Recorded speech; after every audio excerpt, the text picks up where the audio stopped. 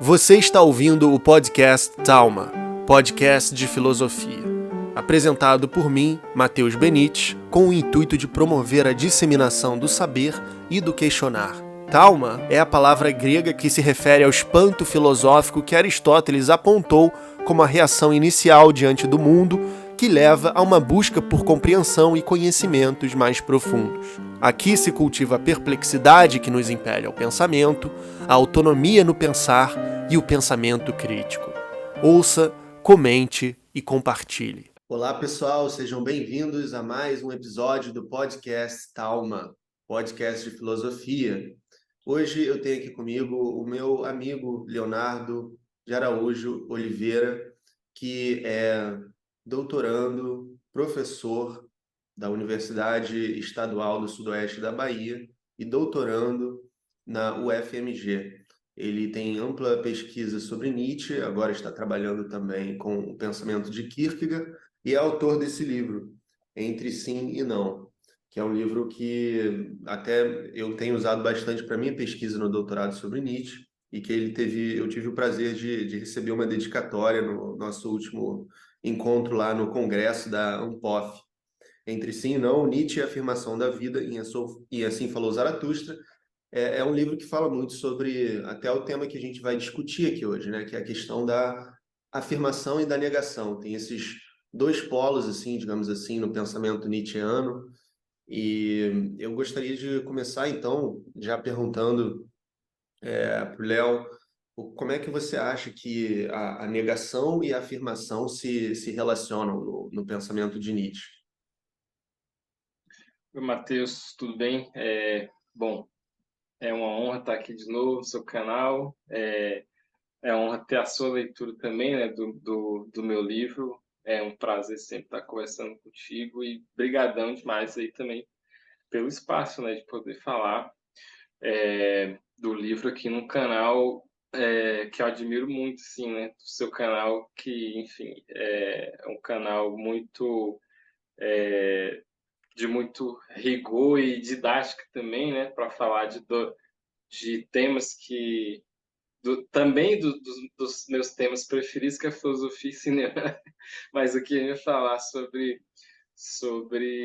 filosofia, sobre a filosofia do Nietzsche. Então, né, essa questão da afirmação e da negação, ela, eu acredito que ela aparece no pensamento do Nietzsche de modo assim em vários momentos da obra, né? E no caso aqui do livro, digamos assim,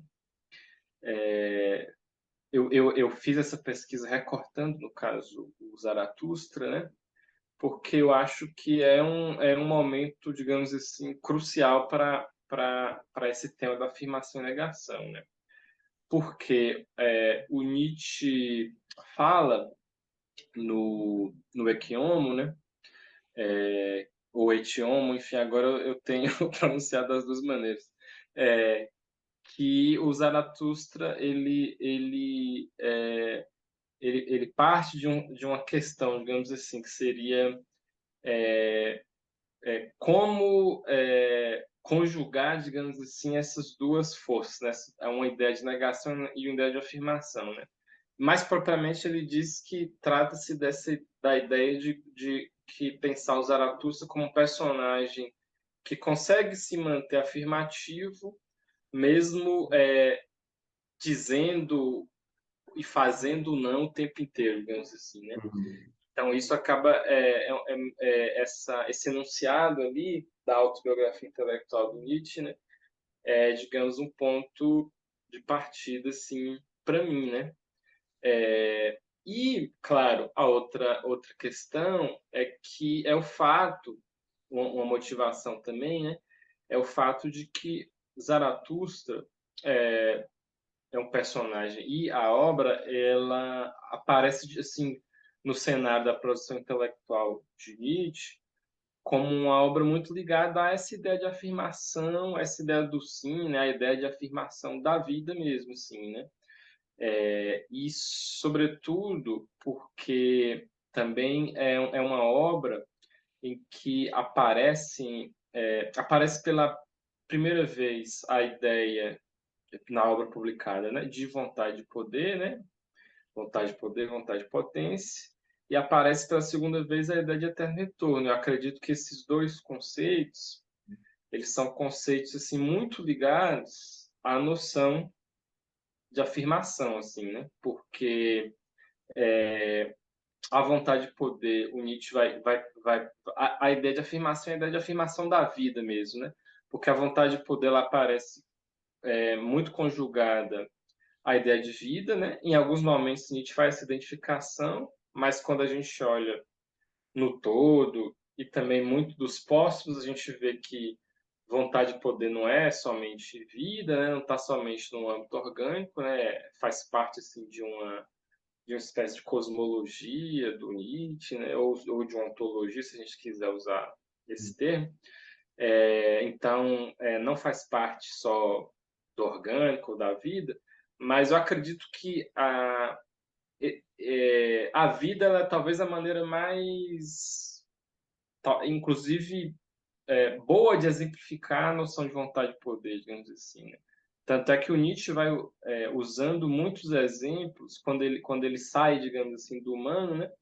Ele usa muitos exemplos orgânicos, exemplos da biologia e tudo mais, para poder pensar a vontade de poder, para poder pensar essa noção das relações de força e, sobretudo, essa ideia assim, de expansão da vida, né? De pensar a vida não, de pensar a vida como conservação, não como, aliás, de pensar a conservação a conservação não como o grande objetivo da vida, né? Mas na verdade a expansão, né? Não que a conservação seja ignorada, né? E discorda do Darwin, né?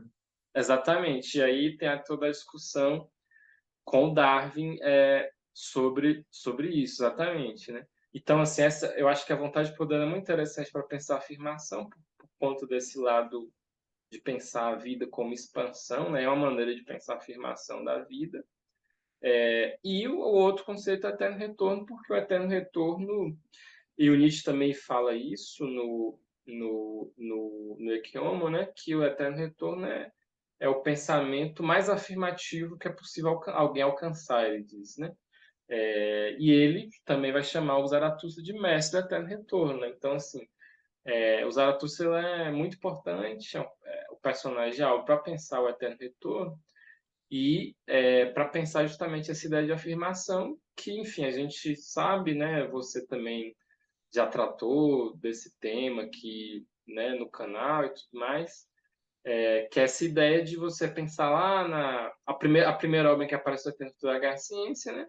Onde aparece lá aquela ideia, né, do ser lá, do demônio que aparece para você e fala, ó, sua vida vai se repetir eternamente, né? Como é que você lida com isso, né? E aí o Nietzsche fala, você tem duas respostas possíveis, né?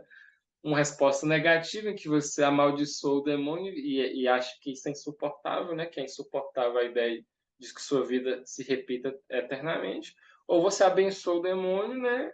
Abençoa esse ser que te fala isso, né? Que te fala da repetição da vida, porque você vive sua vida, procura viver sua vida de tal maneira que isso só pode ser uma dádiva, né? Só pode ser um presente a ideia da repetição da vida. Então, essa é uma ideia afirmativa por excelência, né? E aí, o que eu busco fazer, a provocação que eu faço também no livro é justamente de que esses são elementos muito,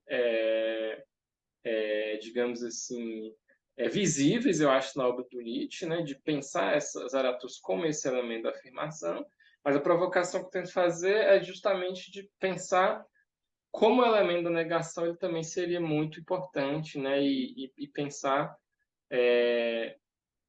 até uma certa tensão entre esses elementos, como é que a gente pode pensar o aparecimento dessas noções, né? E da noção de negação também no Zaratustra, assim, como é que ela tem uma importância na obra que acho que por vezes é esquecida, assim, né? Então, embora a obra, o meu livro, ele tem no título essa ideia de afirmação da vida, né?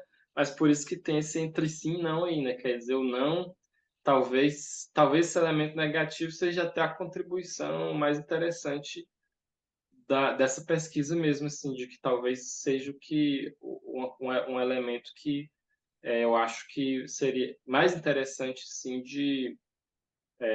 talvez pouco visto na obra do Nietzsche, assim, né?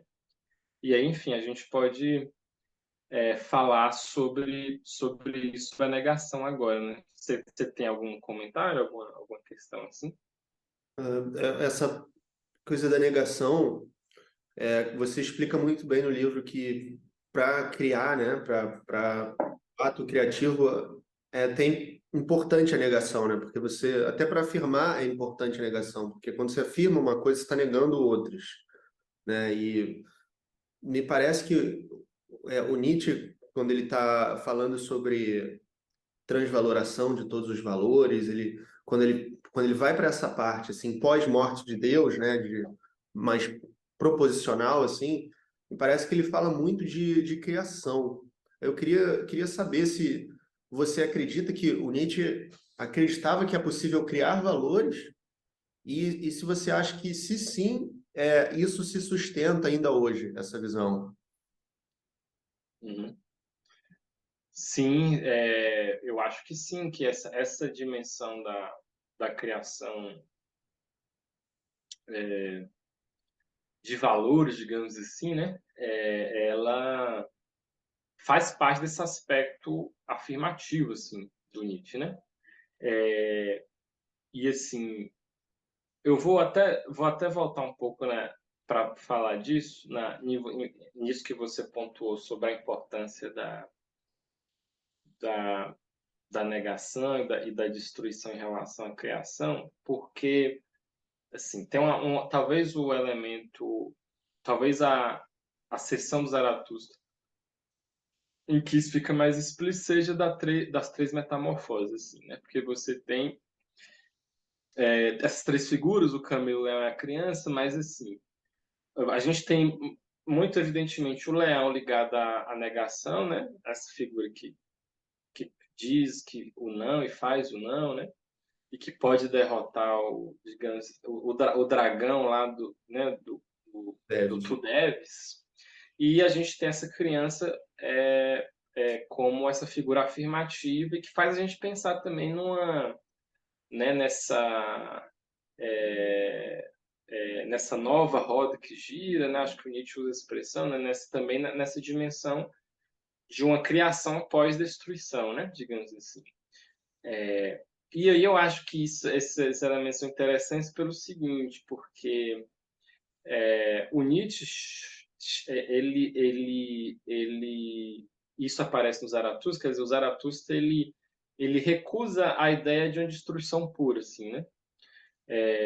Então isso faz a gente pensar que ele está recusando como, digamos assim, como ideal de vida filosófica, ou até como ideal, digamos assim, valorativo, né? Só a destruição de valores, né? Ou só o elemento também negativo, né?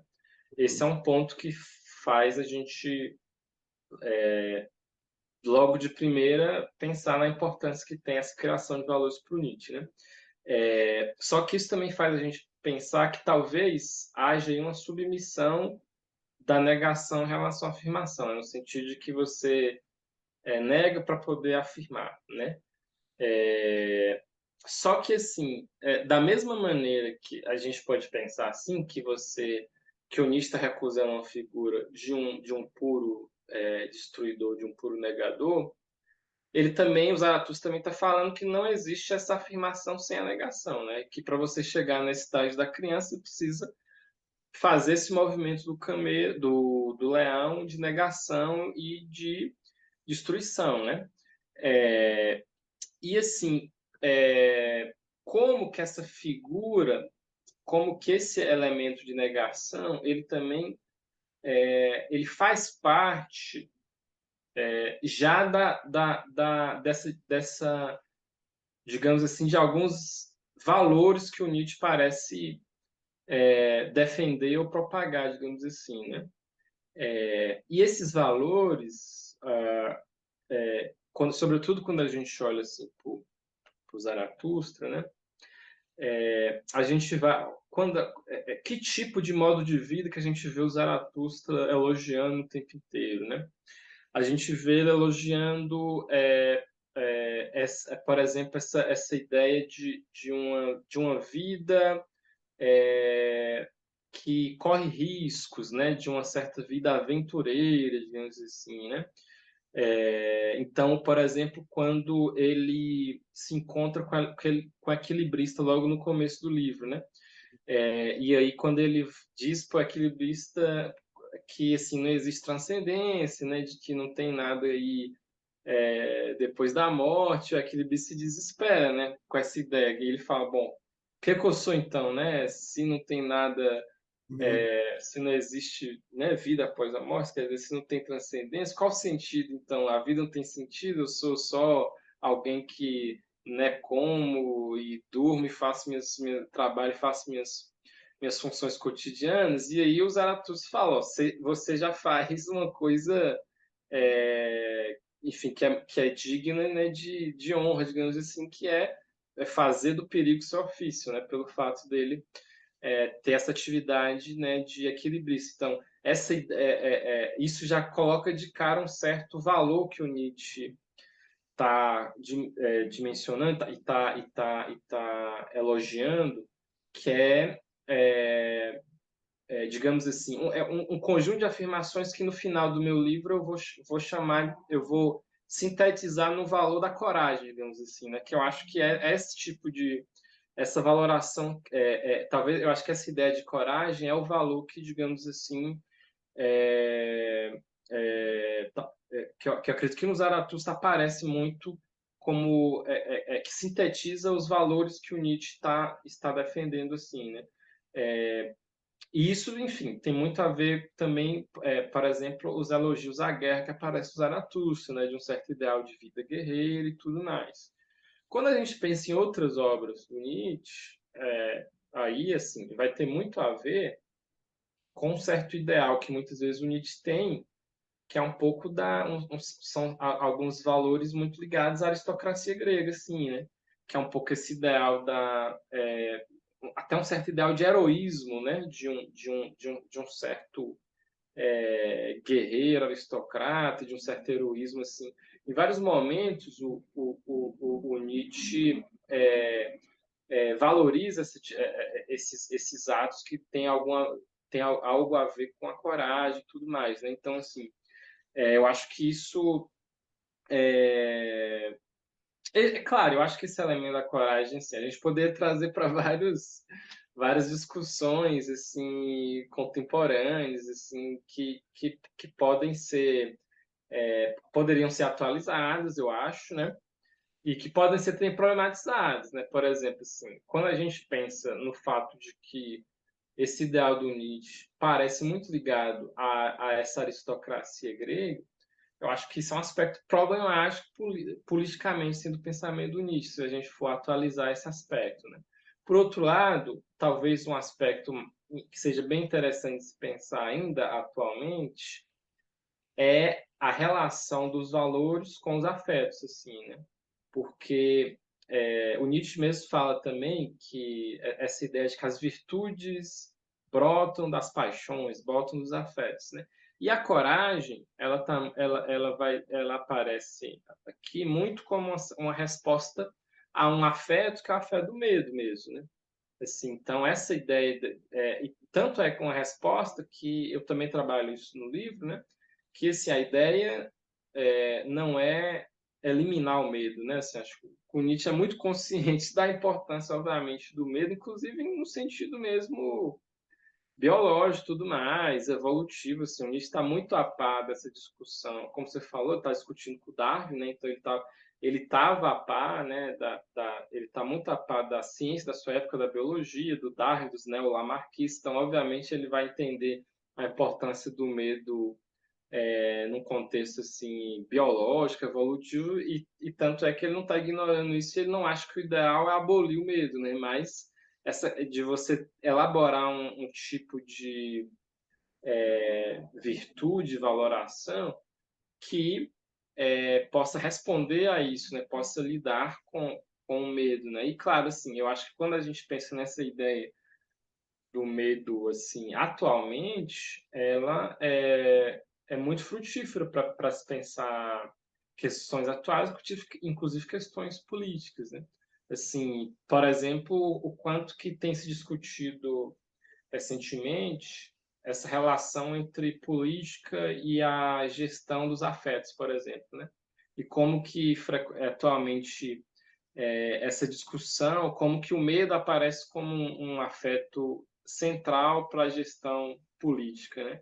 E os filósofos modernos sabiam disso, né? Tanto é que o Hobbes tem essa compreensão, o Spinoza tem essa compreensão, com objetivos diferentes, né? Mas o Nietzsche também tem essa compreensão, né? Porque ele também vai estar muito pensando como que o cristianismo faz uma certa gestão de afetos, assim, né? E aí entra a dimensão do medo, entra a dimensão também da culpa e da má consciência, né? Então, eu acho que esses são aspectos assim, valorativos assim muito atuais, digamos assim, no Nietzsche, né?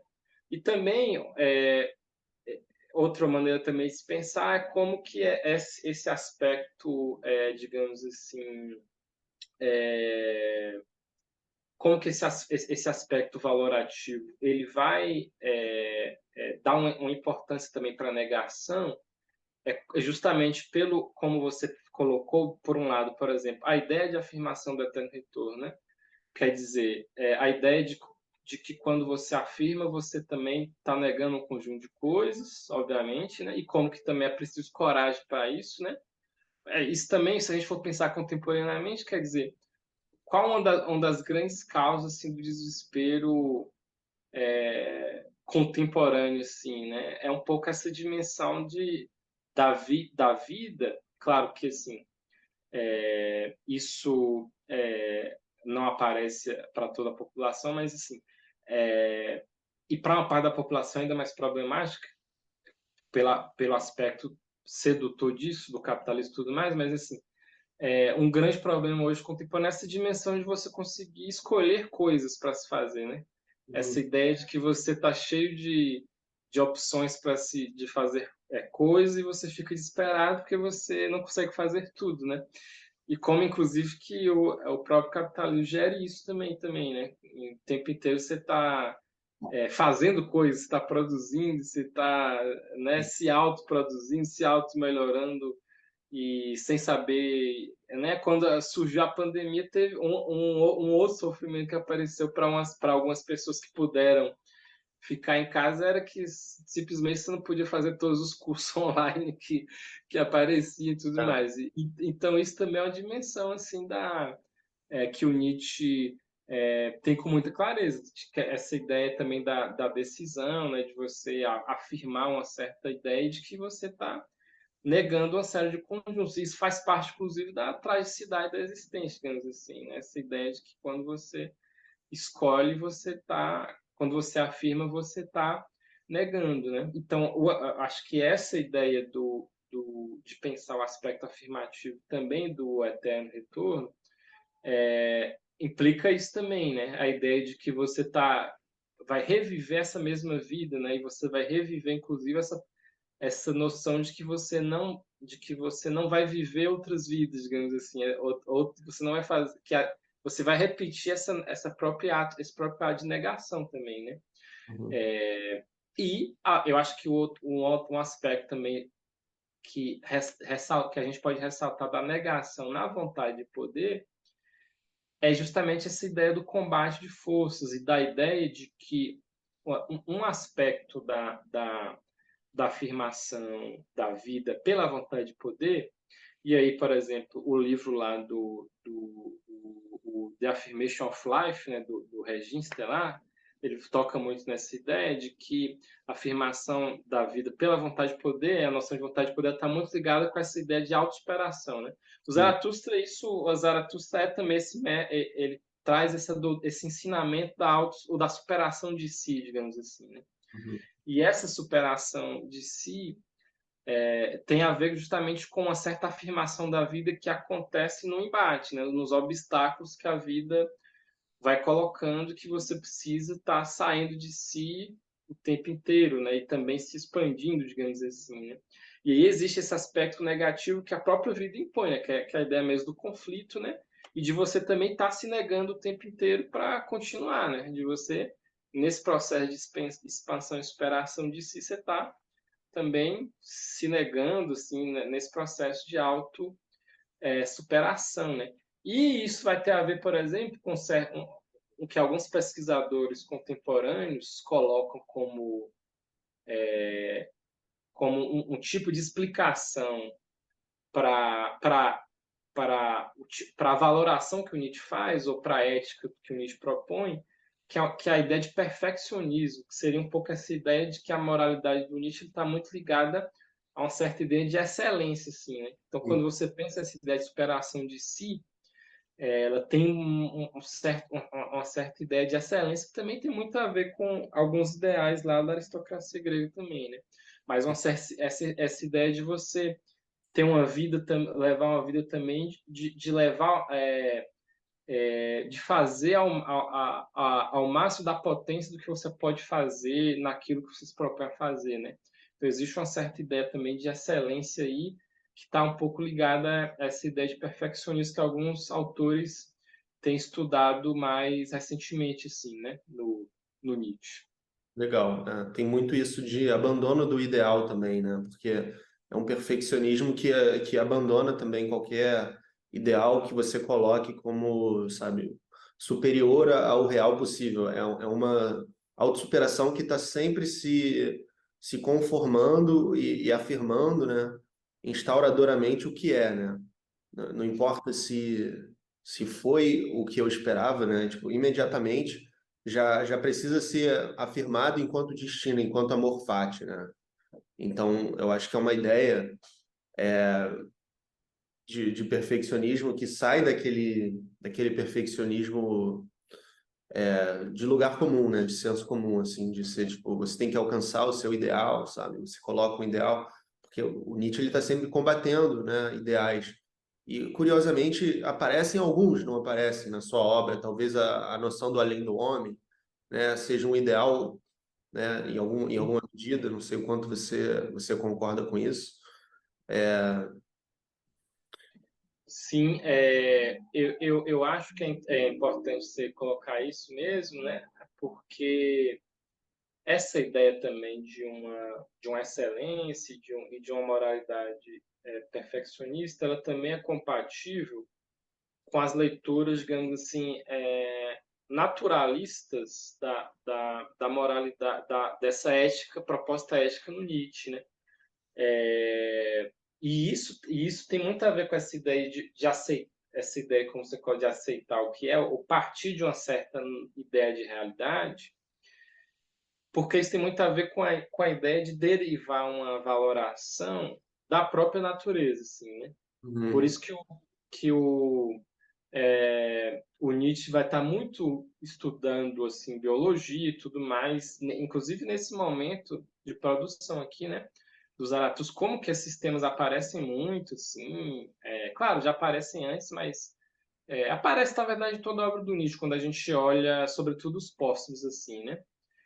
Mas aparece muito assim quando começa a aparecer a teoria das forças, como ela se desenvolve muito nas anotações de 81, né?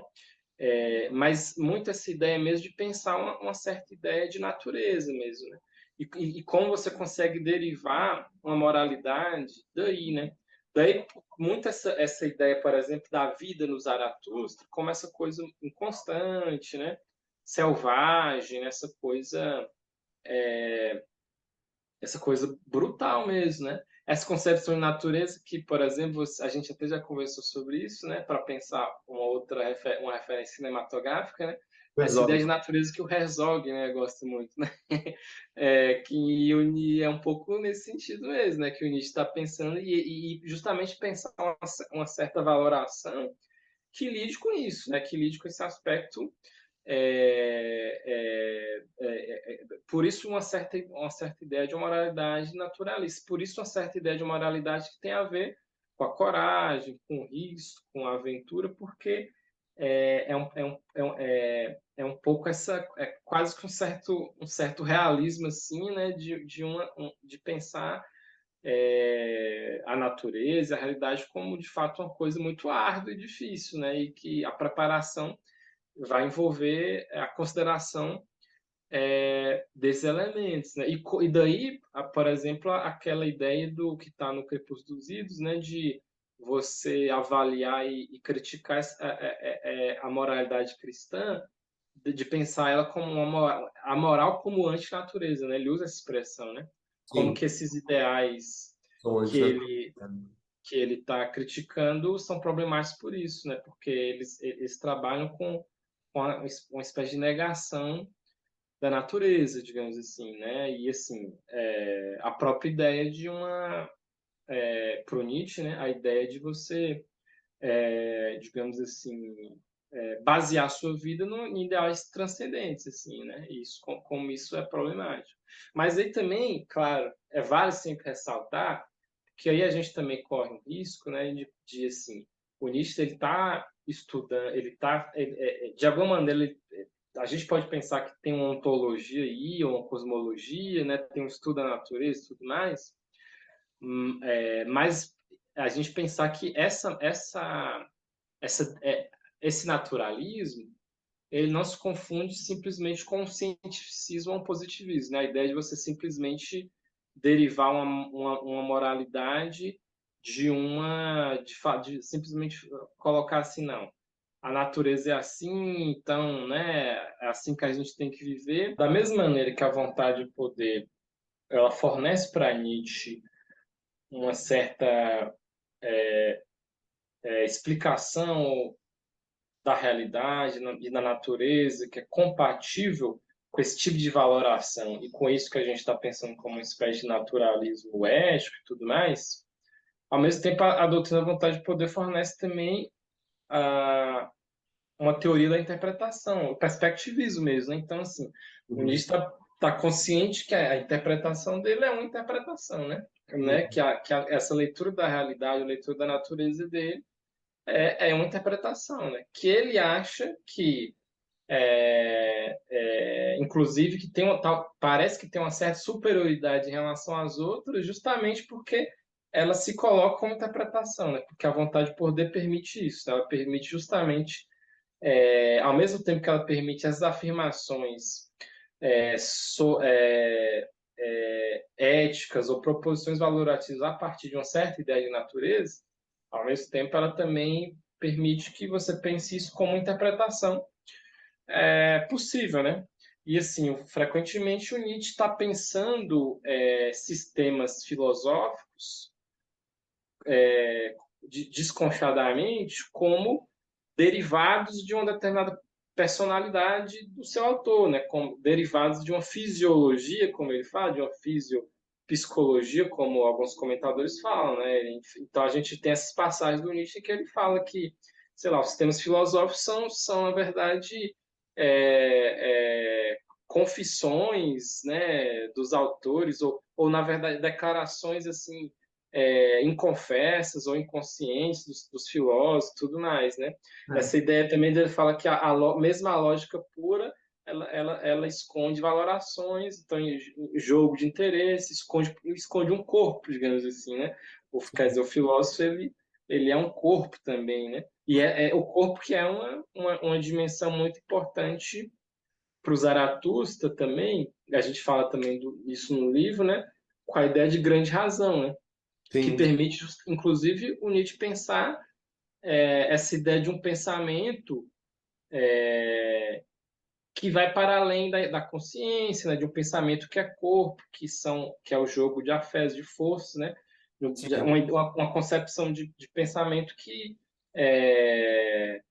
parece, por exemplo, muito compatível com a psicanálise, por exemplo, né? Com as teorias do inconsciente, etc. Assim, né? Que no Sim. fundo Eu é meio que vou pedir para a gente voltar um pouco na questão do perspectivismo, porque eu acho sim, que esse é um tópico muito importante assim para esclarecer. Como é que o perspectivismo não se torna um relativismo? Sabe, como é que... Porque isso parece ser uma questão para a filosofia contemporânea, até para a antropologia, né? Tem muito esse entrevestamento hoje em dia. E a gente tem Uhum. várias sabedorias, assim, né? Várias epistemologias diferentes. Como é que a gente vem e diz que... Porque dizer que todas são válidas, né, não me parece algo muito coerente, assim, do ponto de vista científico, né? E aí entra também a questão da ciência. Tem o livro do Roberto Machado, Nietzsche é a Verdade, mas tem muito tempo que eu li. E eu Sim. queria saber o que você pensa sobre essa questão, assim, porque não me parece ser o caso do Nietzsche estar dizendo que todas as interpretações são válidas, né? Uhum, Como é que uhum. isso funciona no âmbito coletivo? Sim. É, então, eu acho que um encaminhamento para responder a sua pergunta vai, inclusive, nessa direção que eu estava tratando agora, do corpo e da fisiologia mesmo, assim, né? E dessa ideia também de personalidade, ou essa ideia, assim, dessa ideia de onde é que vem tal verdade, né? Ou de onde que vem determinado enunciado, assim. Essa ideia parece importante, sim, para o Nietzsche.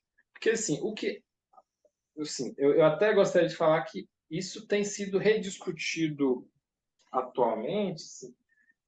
Tem autores que até, mesmo dentro da pesquisa do Nietzsche, que estão defendendo que, no fundo, seria uma espécie de relativismo, mas que isso talvez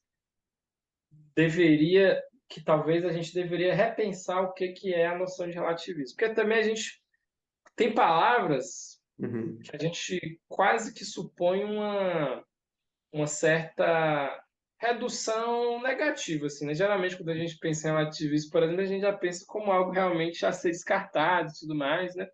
Sim. Mas eu não sei, eu não estou exatamente por dentro desse debate, mas assim, o argumento que geralmente se coloca para diferenciar o perspectivo de um relativismo é que existem critérios, né? E que esse critério está muito ligado à ideia da vontade de poder e da afirmação da vida, né? De como que a verdade ela vai depender justamente desse critério mesmo de o quanto de vida que determinada verdade ela pode afirmar ou como que ela lida em um determinado contexto com o tipo de força, o tipo de força vital também onde um determinado enunciado está colocado, né? Então, assim, o quanto que, né, que determinada verdade favorece ou não determinado modo de vida. Então, existem hierarquias, assim, na proposta do Nietzsche, inclusive nessa ideia de pensar a epistemologia também a partir de critérios valorativos, nessa ideia de que no fundo, interesses e, portanto, moralidade e valorações, ela tá no fundo de tudo, né? Assim, essa ideia de que, né, como Zaratustra diz, né, sem valoração a existência seria oca, mas também a própria produção de conhecimento, né?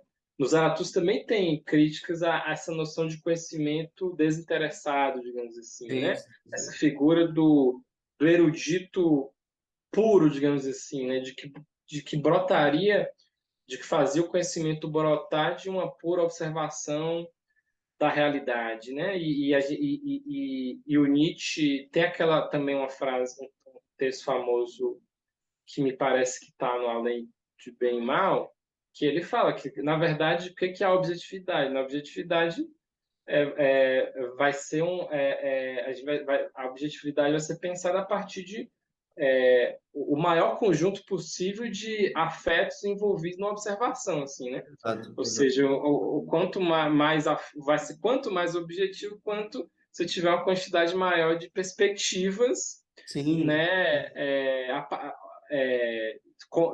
interagindo ali em torno de um determinado objeto. E aí, quando eu trago essa dimensão também do corpo e do sujeito de quem fala, só para pensar também o Zaratustra, que eu acho interessante, da gente pensar que mesmo, digamos assim, o mesmo enunciado, ele pode ter graus, digamos assim, de verdade diferente, dependendo de quem enuncia, né? Então, assim, o Zaratustra coloca isso. Quando tem essa figura no Zaratustra, né, de um personagem que repete o que ele diz, né? E ele fala, bom, isso aí não é o suficiente, né? Quer dizer, mesmo você falando as mesmas coisas que eu, se você parte de um outro modo de vida, né? Pode ser que, né, você já tenha digamos assim, já seja inválido isso que você está discutindo, né? Ou isso que você está propondo.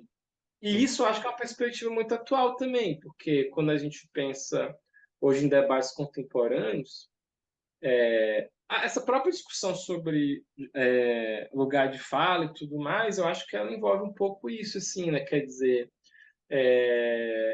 não é a mesma coisa não é a mesma coisa, por exemplo, nas discussões de lugar de fala, né? Você propor uma espécie de, por exemplo, uma espécie de, como posso falar? É diferente você propor, por exemplo, uma postura mais guerreira em frente, diante de embates raciais.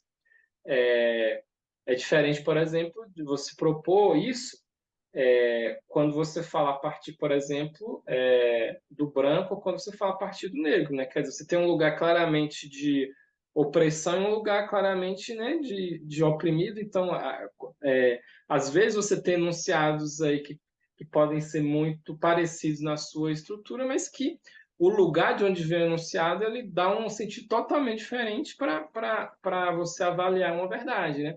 Eu acho que é isso que o Nietzsche está colocando, e é isso que o Zaratustra está colocando também com essa ideia de que, né, não, quer dizer, não é porque você tem o mesmo enunciado que ele vai valer a mesma coisa. Isso depende também de que modo de vida está surgindo esse enunciado, né? Então é muito essa ideia também de um certo ideal filosófico está totalmente atrelado a formas de vida, digamos assim, né? Acho que isso também é uma coisa que perpassa o pensamento do Nietzsche, sim, em toda a sua obra, né? E o Zaratustra é muito interessante nesse sentido, porque é uma maneira de que o Nietzsche, digamos assim, ele pode não só falar disso, mas mostrar isso, né? Mostrar com o personagem, né? O Stigmaier fala um pouco isso quando ele fala, inclusive, desse aspecto negativo do Zaratustra, né? Que é a ideia de que o Nietzsche fala de um fazer um não, quer dizer, como é que ele pode não só dizer um não, mas fazer um não, né? Mostrando o Zaratustra fazendo isso, né? Fazendo essa destruição da tábua de valores, fazendo esse movimento mais crítico, destrutivo, negativo, digamos assim, né? E esse vínculo que ele faz da verdade com o valor, né? Isso é uma coisa que dá um nó na história da filosofia, de certa forma, e na própria noção de objetividade, que parece que hoje em dia nos debates ela está meio que caindo um pouco por terra, porque, por exemplo, o filósofo contemporâneo Bruno Latour, né, ele fala muito dessa coisa de que não existe uma pura objetividade, né? Não existe o sujeito e a natureza, né, como polos opostos, está tudo sempre conectado, assim como tem sempre perspectivas, né? Então, uma visão totalizante, uma visão divina, digamos assim, ela completamente desprovida de subjetividade, ela parece cada vez mais impossível, assim. E o Nietzsche ele parece ter sido bastante perspicaz com relação a isso, né? Já no tempo dele. Muito obrigado por assistir a parte inicial deste episódio do Talma, podcast de filosofia. Se você quer assistir ao episódio na íntegra, você pode clicar aqui embaixo no botão Seja Membro. Por apenas R$ 4,99 por mês, você vai poder assistir aos episódios exclusivos do Talma em toda a sua duração. Os episódios são lançados semanalmente, assim como ter acesso a outros conteúdos exclusivos, como o meu curso contínuo sobre Friedrich Nietzsche, um grupo exclusivo para membros do canal comigo e outros no WhatsApp, assim como você vai ser citado em todos os meus vídeos do YouTube como um membro. Então considere essa oportunidade de, por apenas R$ 4,99 por mês, estar investindo e desenvolvendo o seu potencial intelectual e o seu contato com a filosofia e com a cultura. Muito obrigado, até a próxima!